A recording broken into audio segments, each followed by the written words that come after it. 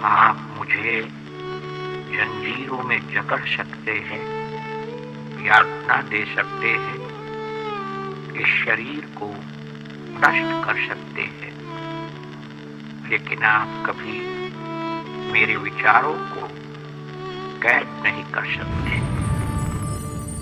मैं हिंसा का विरोध करता हूं क्योंकि उससे पाया हुआ समाधान बहुत कम वक्त के लिए होता है और उससे पैदा हुई नफरत हमेशा के लिए। दुर्बल लोग कभी क्षमा नहीं कर सकते। क्षमा करना तो बलवानों का गुण है। अपने आप को खोजने का सबसे अच्छा तरीका है अपने आप को दूसरों की सेवा में खो देना। अपने उद्देश्य में दृढ़ विश्वास रखने वाला एक सूक्ष्म शरीर इतिहास के रुख को बदल सकता है। मैं मरने को तैयार हूं, पर ऐसी कोई वजह नहीं जिसके लिए मैं मारने को तैयार हूं। व्यक्ति अपने विचारों से निर्मित प्राणी है। वो जो सोचता है वही बन जाता है। खुशी तब मिलेगी जब जो आप सोचते हो, जो आप कहते हो और जो आप करते हो वो एक है। आप मानवता में विश्वास मत खोइए। मानवता सागर की तरह है। अगर सागर की कुछ बूंदें गंदी हैं तो सागर गंदा नहीं हो जाता।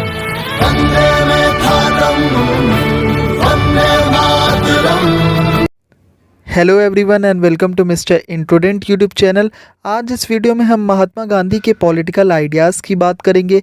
उनका सत्य अहिंसा पर क्या व्यू था, उनका स्वदेशी का क्या कंसेप्ट है, सत्याग्रह का, सर्वोदय का, स्वराज का, ट्रस्टीशिप का, कॉटेज और खादी इंडस्ट्रीज़ के बारे में वो क्या कहते थे, और भी उनके जो इम्पोर्टेंट इकोनॉमिक आइडियाज़ है, इकोनॉमिक एंड पॉलिटिकल दोनों ही आइडियाज़ को इस वीडियो में हम लोग इन डिटेल कवर करने वाले हैं। साथ ही आज के समय में प्रेजेंट टाइम में उनका कितना रेलेवेंस है, कितनी चीज़ें हम लोग आज भी अपनी सोसाइटी में इम्प्लीमेंट करते हैं और कर सकते हैं, इन सभी बातों पे इस वीडियो में डिस्कशन होने वाला है। So without wasting much time let us start with the video political ideas of Mahatma Gandhi.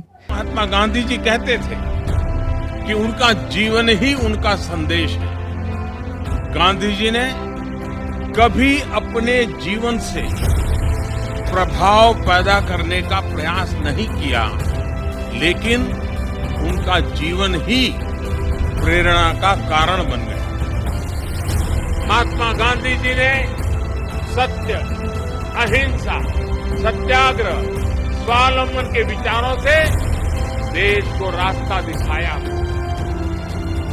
पूज्य बापू स्वच्छता को सर्वोपरि मानते थे। गांधी जी शहद को सच्चा धन मानते थे और चाहते थे कि देश का हर नागरिक स्वस्थ हो। गांधी जी वसुधैव कुटुंबकम में विश्वास रखते। उनका सपना आत्मनिर्भर, आत्मविश्वास से भरे भारत का था। गांधी जी का संकल्प था एक ऐसा भारत जहां हर गांव स्वावलंबी हो। You can see the writing on the pavement. Young kids they're growing up in basements. Online a whole new generation. I'ma make mine so you. देखिए, महात्मा गांधी जो है ये पूरे वर्ल्ड के एक बहुत ही ग्रेट लीडर रहे हैं, इंडिया के पॉलिटिकल और बहुत ही ज़्यादा इम्पॉर्टेंट स्पिरिचुअल लीडर भी रहे हैं। वर्ल्ड वाइड ये अपने नॉन वायलेंस के लिए, अपने सत्याग्रह, अपने सिविल डिसोबीडियंस जैसे मूवमेंट्स के लिए बहुत ज़्यादा फेमस रहे हैं। इन्होंने ओवरऑल जैसे अफ्रीका में भी इन्होंने बहुत ज़्यादा काम किया था। ओवरऑल जो इनकी छवि है वो एक वर्ल्ड लीडर की है। The greatness of Gandhi ji lies not in his heroic struggle for freedom but in his ever striving for the soul force and his insistence on the creative power of soul. Mahatma Gandhi की overall जो भी political ideas है या जो भी philosophy है, सब non violence, truth, इन्हीं सब के आसपास घूमती रहती है। सत्याग्रह की जब ये बात करते हैं या स्वदेशी की जब ये बात करते हैं, हर एक चीज़ में ये नॉन वायलेंस को और अपना जो ट्रुथ का कंसेप्ट है, इन दोनों को बहुत ही प्राइम कंसेप्ट मानते हैं। तो सबसे पहले हम लोग इन्हीं दोनों की बात करने वाले। उससे पहले हम लोग देखेंगे कि गांधी जी के ऊपर ओवरऑल किन किन इन स्पिरिचुअल लीडर्स का या फिर किन किन बुक्स का इन्फ्लुएंस रहा है। देखिए, ये गीता से बहुत ज़्यादा इन्फ्लुएंस्ड रहते थे। इन्होंने अपना जो सत्याग्रह का कंसेप्ट दिया है वो भी इन्होंने कहीं ना कहीं गीता से ही लिया हुआ है। सत्याग्रह की जो हम लोग बात करते हैं तो गीता की बात होती है। उसके अलावा इनमें जो अहिंसा का इनका जो कंसेप्ट है वो इन्होंने काफ़ी ज़्यादा जैनिज़्म से ये बहुत ज़्यादा इन्फ्लुएंस थे। कबीर से, मीरा से, नानक से इनका बहुत ही ज़्यादा इन्फ्लुएंस रहा है। देखिए सबसे स्टार्टिंग पॉइंट जो इनकी थ्योरीज या इनके पॉलिटिकल आइडियाज़ में होता है वो सबसे स्टार्टिंग पॉइंट है सत्य और अहिंसा, यानी truth and non violence. Mahatma Gandhi ने हर चीज़ को, चाहे वो इकोनॉमिक इंस्टीट्यूशन हो, चाहे वो सोसाइटी हो, हर चीज़ में इन्होंने नॉन वायलेंस की ही बात करी है। कहा है कि किसी भी तरीके से अगर हम लोग दूसरों को परेशान करते हैं, दूसरों को किसी भी तरीके का नुकसान पहुंचाते हैं, तो हमें ऐसा कोई भी काम नहीं करना चाहिए। Mahatma Gandhi's views on truth and non violence were central to his philosophy. इनके जितने भी फिलोसफिकल आइडियाज़ है, जितने भी पॉलिटिकल आइडियाज़ है, सब में ट्रुथ और नॉन वायलेंस की बहुत ज़्यादा इंपॉर्टेंस है। अब देखिए ट्रुथ क्या है? ट्रुथ का मतलब ये नहीं है कि बिल्कुल जो फैक्ट हो या बिल्कुल सच बात हो कि पृथ्वी गोल है या फिर आपका sun rises in the east, केवल इसी को ये ट्रुथ नहीं मानते। ट्रुथ इनके हिसाब से क्या होता है कि ये जैसे जो एक पर्टिकुलर इंसान है, कोई एक इंडिविजुअल है, वो अगर अपने आप से ऑनेस्ट रहता है, वो अगर अपने से कोई भी ऐसा काम नहीं करता है जो कि गलत है या जिसमें डिसऑनेस्टी है, या अपना सेल्फ इम्प्रूवमेंट करने की कोशिश करता है, तो इसी को वो ट्रुथ मानते हैं। इसी को उन्होंने अपनी बुक जो है उनकी my experiments with the truth, उसमें इन्होंने बोला है कि आपको अपने अंदर ही देखना होगा, आपको ट्रुथ को यानी सच्चाई को, सत्य को अपने अंदर ही तलाशना होगा, उसी से आपको आगे चल के ट्रुथ मिलेगा या फिर आपको अपनी लाइफ में सक्सेस मिलेगी और एक अच्छे इंडिविजुअल की तरह आप सोसाइटी का भला कर सकेंगे। Gandhi believe that truth and non violence for interdependent, यानी बिना सत्य के आप अहिंसा का पालन नहीं कर सकते और बिना अहिंसा के आप सत्य को नहीं ढूंढ सकते हो या फिर आप ट्रुथ को नहीं पा सकते हो। सो दोनों चीज़ें ही एक दूसरे से इंटरडिपेंडेंट रही हैं। देखिए नॉन वायलेंस यानी अहिंसा जो है ये एक संस्कृत टर्म है। इसका मतलब क्या होता है कि दूसरों पर किसी भी तरीके का दूसरों को हार्म ना करना या दूसरों के साथ गलत ना करना। ये जो है ये बहुत ही इंपॉर्टेंट गांधीयन फिलॉसफी का एक कोर प्रिंसिपल है। He believe that non violence was not just the absence of physical violence but also the rejection of all forms of coercion. ये भी सोचते थे कि अगर आप मानसिक तौर से भी किसी के बारे में बुरा सोच रहे हो या सोचते हो कि किसी का कुछ गलत हो जाए या किसी का कुछ नुकसान हो जाए, आप फिजिकली जाकर उसे नहीं मार रहे हो या फिर आप उसका नुकसान नहीं कर रहे हो, लेकिन मेंटली भी अगर आप ये चीज़ें सोचते हो तो भी वो चीज़ें गलत है। ये नॉन वायलेंस को इतना ज़्यादा प्योर फॉर्म में मानते थे। किसी भी तरीके का फोर्स या किसी भी तरीके का ज़ोर ज़बरदस्ती किसी के साथ करना या किसी को हार्म पहुंचाना, ये सभी चीज़ें गलत मानते थे। Gandhi's views on truth and non violence were deeply influenced by his study of Indian philosophy. Bhagavad Gita की इन्होंने बात की है और जैन डॉक्ट्राइन ऑफ अहिंसा, इन दोनों से ही ये इन्फ्लुएंस थे। इसके बाद हम लोग देखेंगे इन्होंने इकोनॉमिक आइडियाज़ को भी अपने नॉन वायलेंस के ही प्रिंसिपल के अराउंड फ्रेम किया। ये क्या कहते थे कि ज़्यादा इंडस्ट्रियलाइजेशन या बहुत ज़्यादा हैवी यूज़ ऑफ मशीन्स नहीं करनी चाहिए, क्योंकि इससे क्या होता है कि हर एक इंडस्ट्री जो लगाई जाती है उसमें किसी न किसी फॉर्म में वायलेंस होता ही है। गांधी जी का कहना था जितनी भी लार्ज स्केल इंडस्ट्रीज़ है या जो बड़ी बड़ी इंडस्ट्रीज़ है उसमें किसी न किसी तरीके का आपका वायलेंस हो ही रहा है। तो हमें हमेशा क्या करना चाहिए, डिसेंट्रलाइजेशन यानी छोटी industries, cottage industries, khadi industries पे ज़्यादा फोकस करना चाहिए और हमें नॉन वायलेंट इकोनॉमी बनानी चाहिए। इससे ही रिलेटेड इनका एक बहुत फेमस, जिसमें ये बिलीव करते थे, जो आप कोट कर सकते हैं अपने आंसर्स में, यहाँ पर मैंने लिखा हुआ है, वैष्णव जन तो तेने कहिए जे पीड़ पराई जाने रे। यानी कि जो लोग दूसरे के ही दर्द को समझते, दूसरे की पीड़ा को समझते, वही लोग क्या है, वो एक्चुअल में बहुत अच्छे लोग हैं, या ऐसे लोगों को ही गांधी जी ही मानते हैं कि जिन्होंने सत्य और अहिंसा का पालन किया हो। लॉ ऑफ ब्रेड लेबर क्या है? गांधी जी बिलीव करते हैं कि अगर आपके पास बहुत पैसा है या आपके पास सभी तरीके की चीज़ें, सभी तरीके की सुविधाएं अवेलेबल है, फिर भी आपको हर एक इंसान को कुछ ना कुछ शारीरिक श्रम करना चाहिए। अपनी जो कहते नहीं कि अपना जो कमाया हुआ, अपनी मेहनत से कमाया हुआ जो रोटी होती है वो बहुत ही ज़्यादा अच्छी होती है या बहुत ज़्यादा इम्पॉर्टेंट होती है। तो हर एक इंसान को मेहनत अपने जीवन में हमेशा करते ही रहना चाहिए। ये नहीं कि आपके पास बहुत ज़्यादा पैसा आ गया तो आप मेहनत करना आपने छोड़ दिया या फिर आप लेबर नहीं कर रहे। उन्होंने इसी से रिलेटेड अपना लॉ ऑफ ब्रेड लेबर दिया है, जिसमें वो कहते हैं कि हर एक इंसान को वो नो मैटर उसका इकोनॉमिक स्टेटस कैसा है या सोशल स्टेटस कैसा है, उसे मेहनत यानी बॉडीली कुछ ना कुछ एक्सरसाइज या बॉडीली कुछ ना कुछ उसे मेहनत करनी चाहिए, बॉडीली लेबर करना चाहिए। अब इनका बहुत ही इंपॉर्टेंट कंसेप्ट हम लोग देखने वाले हैं, स्वराज। स्वराज जो था ये इनका बहुत ही डिफरेंट एक मानना था स्वराज को लेकर के। ये केवल एक तरीके से सिर्फ ब्रिटिशर्स से आज़ादी नहीं चाहते थे। इनका स्वराज ये नहीं था कि केवल आप ब्रिटिशर्स से आज़ादी ले लो और बस अपनी सरकार बना लो, ऐसा नहीं था। ये दो तरीके के स्वराज बताते, एक तो जो आपका जो फ्री नेशन होगा और एक फ्री इंडिविजुअल की भी बात करते हैं, जिसे अभी हम लोग एक फ्लो चार्ट की मदद से भी समझेंगे। फिलहाल यहाँ पर देखते हैं, Swaraj was about achieving self-governance through non-violent means based on the principles of truth, non-violence। इन्होंने हर चीज़ में non-violence, truth, self-discipline इसी को इम्पोर्टेंट माना है। ये क्या कहते हैं कि हमें जो स्वराज चाहिए या हमें जो अपना ब्रिटिशर्स को हटा करके इंडिया को फ्री करना है, उसमें भी क्या हम लोग किसी तरीके का वायलेंस नहीं करेंगे, हम लोग किसी तरीके की एक गलत चीज़ नहीं करेंगे, हम लोग सत्य के साथ, अहिंसा के साथ यानी ट्रुथ और नॉन वायलेंस, सेल्फ डिसिप्लिन के साथ ही कोशिश करेंगे कि ये जो ब्रिटिशर्स है वो हमें ये फ्रीडम दे दे या फिर इनको यहाँ से हटा दिया जाए। ही believe that achieving Swaraj required a fundamental transformation of society. ये सोसाइटी के हर एक इंडिविजुअल को फ्री करना चाहते थे। केवल सोसाइटी या केवल आपका जो देश है वो फ्री नहीं हो, बल्कि हर एक इंडिविजुअल जो आपके देश में रहता है वो अपने मानसिक तौर पे, अपने मेंटल स्टेटस से या फिर अपना ओवरऑल जो जितने भी इंडिविजुअल्स हैं सब फ्री होने चाहिए सोसाइटी में। सब अपने हिसाब से उनकी लिबर्टी होनी चाहिए, फ्रीडम होना चाहिए, हर एक अपने आप में फ्री होना चाहिए। Gandhi's ideas of Swaraj was not just about achieving independence from British colonial rule, but also believed creating a society that was based on the principles of self-rule, non-violence and social justice।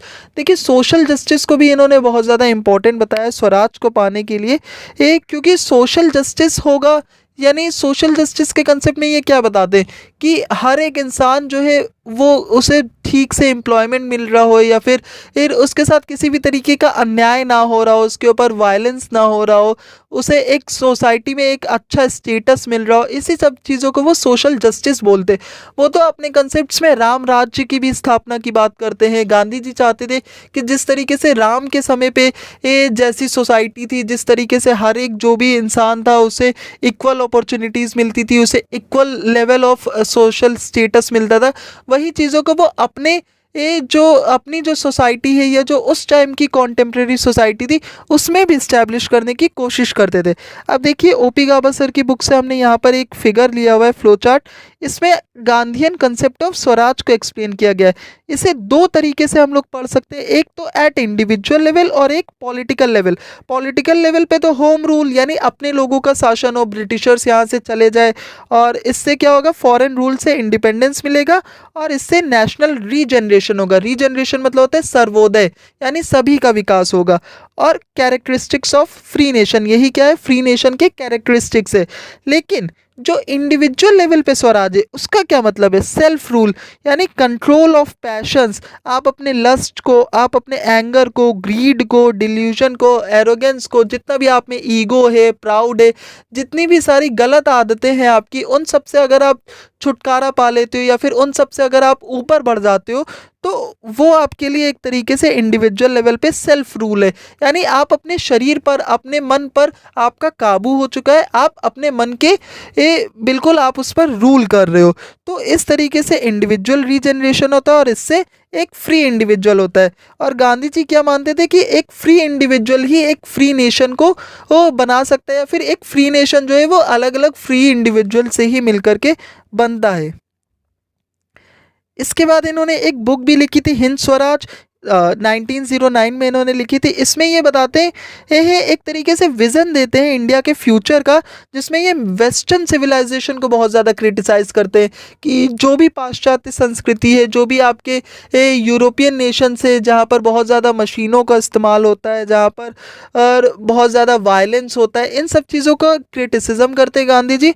और India का अपना एक unique culture है, एक cultural identity है जिसे हमें preserve करके रखना चाहिए, जिसे हमें जब स्वराज हमें मिले तो वो नॉन वायलेंस की मदद से मिलना चाहिए। ट्रुथ जो है या नॉन वायलेंस जो है ये हमारे समाज का हमेशा से ही हिस्सा रहा है, ये हमारा कल्चर रहा है। तो हमें हमें हमारे कल्चर को हमेशा ही प्रोटेक्ट करके रखना चाहिए। हिंद स्वराज में इन्होंने बहुत सारी चीज़ें बताई थी कि किस तरीके से आप सोशल जस्टिस पा सकते हो, कैसे आप नॉन वायलेंस की मदद से, या फिर आप सत्याग्रह कर सकते हो, या क्या सर्वोदय का प्रिंसिपल है, इन सभी को किस तरीके से आप वेस्टर्न सिविलाइजेशन से अलग हट के अपने देश में अपने जो कल्चर है उसी के साथ आगे बढ़ सकते हो। इन सभी चीज़ों की इन्होंने हिंद स्वराज में बात की थी। अब हम देखेंगे महात्मा गांधी सत्याग्रह। सत्याग्रह देखिए क्या होता है। सत्याग्रह एक संस्कृत का टर्म है। सत्य मतलब क्या होता है, अगेन ट्रुथ होता है।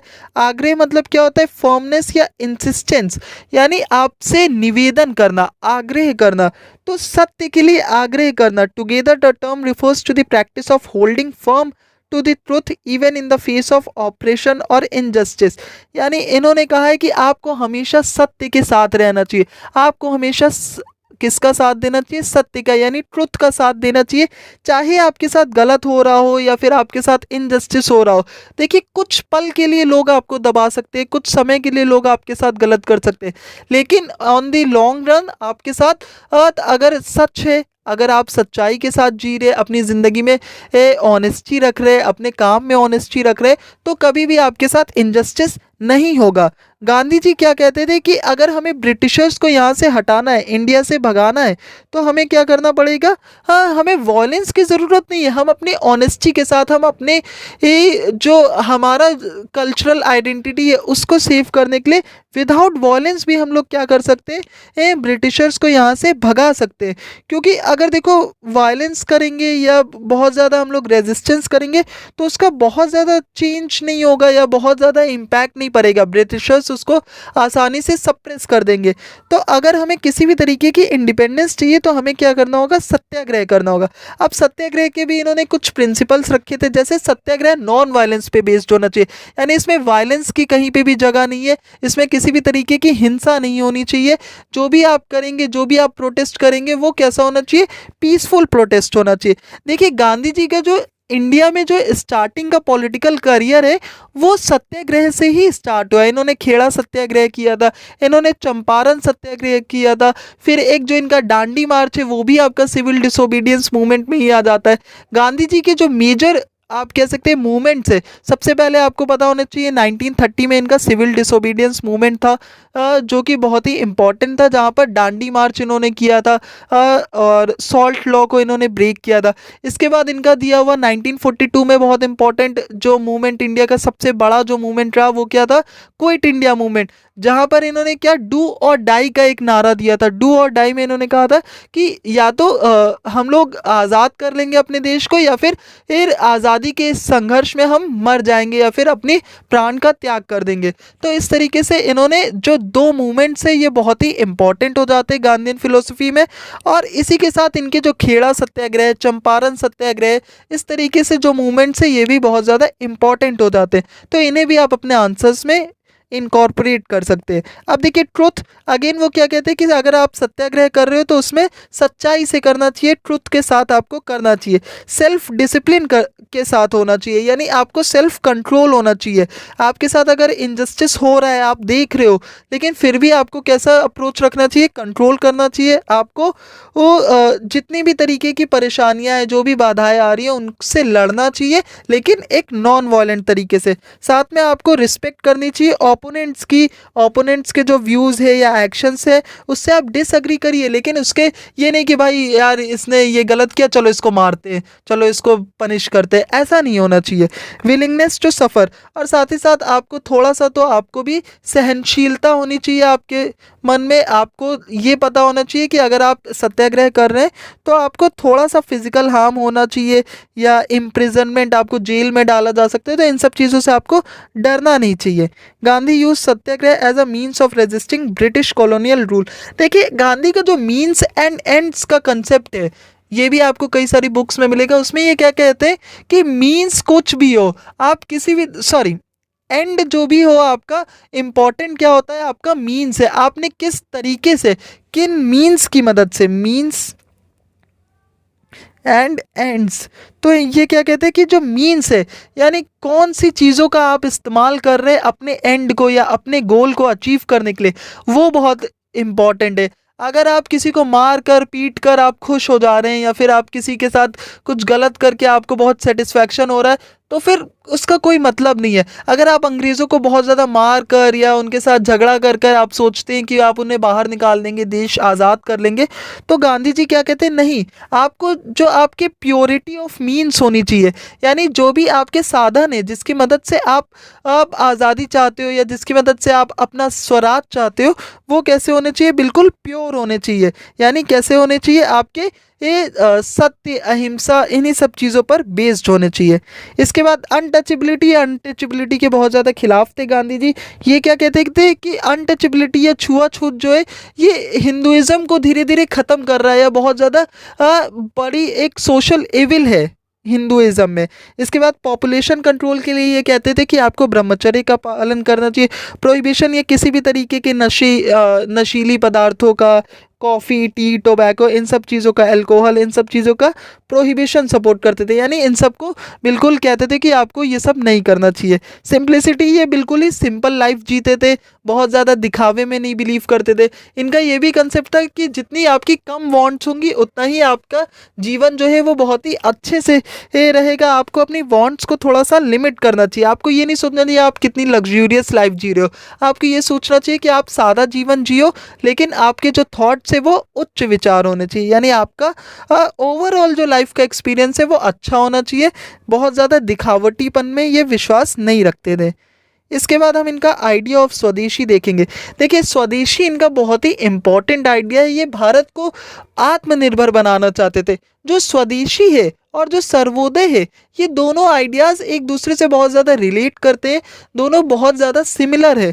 क्यों? क्योंकि स्वदेशी में भी ये क्या कहते हैं कि आपको अपने देश के लोगों ने जो गुड्स बनाए, अपने देश की जो इंडस्ट्रीज़ है, जो कॉटेज इंडस्ट्रीज़ है, उसका ज़्यादा प्रोडक्ट्स का इस्तेमाल करना चाहिए, और बाहरी जो गुड्स और मटीरियल्स है, जो लग्जरी आइटम्स है, उससे आपको थोड़ा सा बचना चाहिए, उसको आपको इस्तेमाल नहीं करना चाहिए। देखिए, यही चीज़ इनकी जो सिविल डिसोबीडियंस मूवमेंट थी या नॉन कोऑपरेशन का जो मूवमेंट था आपका गांधी जी का, तो उसमें भी इन्होंने यही चीज़ें बताई थी। नॉन कोऑपरेशन में भी ये कहते थे कि आपको फॉरेन गुड्स का बिल्कुल भी इस्तेमाल नहीं करना चाहिए, और अपने कॉटेज इंडस्ट्रीज़ है, अपने देश की जो इंडस्ट्रीज़ है, उसे बहुत ज़्यादा प्रमोट करना चाहिए। इसी से आप अपने देश को आत्मनिर्भर या सेल्फ रिलायंट बना सकेंगे।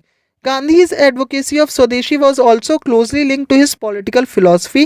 He believed that economic independence was a necessary precondition. देखिए, अगर हम लोग इकोनॉमिकली ही इंडिपेंडेंट नहीं होंगे तो हम लोग फिर पॉलिटिकली कैसे इंडिपेंडेंट? अगर हम ब्रिटिशर्स के चीप प्रोडक्ट्स पर या मशीन की बनाई हुई चीज़ों पर बहुत ज़्यादा डिपेंडेंट हो जाएंगे, टेक्नोलॉजी के लिए उनसे ही बिल्कुल डिपेंडेंट हो जाएंगे, तो हम लोग फिर उनसे पॉलिटिकल फ्रीडम कैसे ले पाएंगे? सबसे पहले तो हमें इकोनॉमिक फ्रीडम ही चाहिए होगी। हमें अपने देश को पूरा तरीके से सेल्फ रिलायंट बनाना होगा। देखिए, इससे रिलेटेड इन्होंने कॉटेज इंडस्ट्रीज़ को प्रमोट करने की बात की थी। कॉटेज इंडस्ट्रीज़ बहुत इंपॉर्टेंट होती है किसी भी देश के लिए। ये कहते हैं कि एक डिसेंट्रलाइजेशन होना चाहिए। हमारी इकोनॉमी जो है वो कैसी होनी चाहिए? डिसेंट्रलाइज्ड होनी चाहिए। यानी ऐसा नहीं होना चाहिए कि बहुत लार्ज स्केल पे बड़ी बड़ी इंडस्ट्रीज़ लगी है, हैवी यूज़ ऑफ मशीन्स हो रहा है, या बहुत ज़्यादा आपका इंडस्ट्रियलाइजेशन हो रहा है। नहीं, ये कहते हैं छोटे छोटे अलग अलग गाँवों को हमें विलेज का भी सर्वोदय करना चाहिए। यानी हमें हर एक गांव को इतना सक्षम बनाना चाहिए कि वो अपने आप में एक बहुत ही अच्छी सोशल यूनिट हो, उसमें सभी तरीके की रिसोर्सेज हो, लोग अच्छे से, एक गांव के अंदर भी जो लोग रह रहे हैं वो अपने ओवरऑल जो जीवन है उसे अच्छे से हर एक रिसोर्स के साथ उसे पूरी तरीके से पूरा कर सके, और वो जो रिसोर्सेज है उन्हें कहीं बाहर से ना मंगवानी पड़े, सब कुछ उनके गाँव में ही हो। इस तरीके से वो विलेज सर्वोदय की भी बात करते हैं। विलेजेस को ये सेल्फ सफिशिएंट या आत्मनिर्भर बनाने की बात करते। देखिए, गांधी और खादी, ये दोनों ही, आपने बचपन से ही गांधी जी की खादी के साथ तो कुछ ना कुछ पिक्चर्स, फोटोज़ देखी ही होंगी। तो खादी को तो ये बहुत ज़्यादा सपोर्ट करते थे। इन्होंने एक स्लोगन भी दिया था, स्वराज थ्रू स्पिनिंग।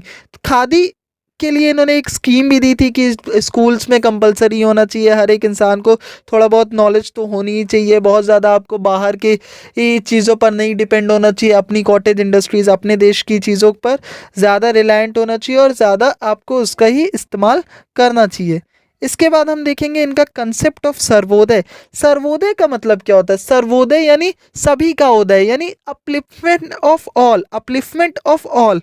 इसमें ये क्या कहते थे कि हर एक जो आपकी सोसाइटी में हर एक बंदा जो रह रहा है, हर एक इंडिविजुअल जो है, उन सबका, चाहे वो कितना भी गरीब हो, कितने भी कैसे भी कंडीशंस में हो, सबका अगर भला हो, ओवरऑल अगर वेलबींग हो रही है हमारी इकोनॉमी में, तभी हमारी इकोनॉमी जो है या तभी हमारी जो सोसाइटी है वो एक अच्छी सोसाइटी बन पाएगी। ये क्या कहते थे? देखिए, इनका एक सर्वोदय से ही रिलेटेड इनका सोशल जस्टिस बहुत इंपॉर्टेंट हो जाता है। सोशल जस्टिस में एक बहुत ही फेमस इन्होंने कंसेप्ट दिया था। ये कहते हैं कि अगर एक कोई लाइन है, किसी भी पंक्ति में खड़े हुए जो पहला बंदा है और जो आखिरी बंदा है, हमें पहले बंदे के नीड्स पे नहीं देखना चाहिए, हमें देखना चाहिए किसी भी पंक्ति में खड़े हुए जो आखिरी बंदा है, क्या हमारा जो भी एक्शन है, जो हमारी पॉलिसी है, जो हम आगे करने वाले, क्या उस आखिरी बंदे को जो सबसे बिल्कुल वल्नरेबल है या जो सबसे बिल्कुल दबा कुचला हुआ है, उसके साथ कुछ अच्छा होगा? क्या उसे उसका कोई फ़ायदा होगा? क्या उसका वेलबींग होगा? अगर हम इस चीज़ को अपने दिमाग में रख के इकोनॉमिक पॉलिसीज़ या पॉलिटिकल पॉलिसीज़ बनाएंगे तो उससे हमें क्या होगा? सभी का उदय होगा, यानी सर्वोदय होगा। At the heart of Gandhi's ideal of Sarvodaya was the principle of self reliance। Again Sarvodaya में भी इन्होंने सेल्फ रिलायंस यानी आत्मनिर्भरता की बात की है, सोशल जस्टिस की बात की है इन्होंने, ये सभी को इक्वल अपॉर्चुनिटीज़ मिले, सभी को इक्वल ट्रीटमेंट मिले, इन सभी चीज़ों की इन्होंने बात की है। साथ ही साथ इन्होंने अगेन इसको नॉन वायलेंस के साथ भी लिंक किया है।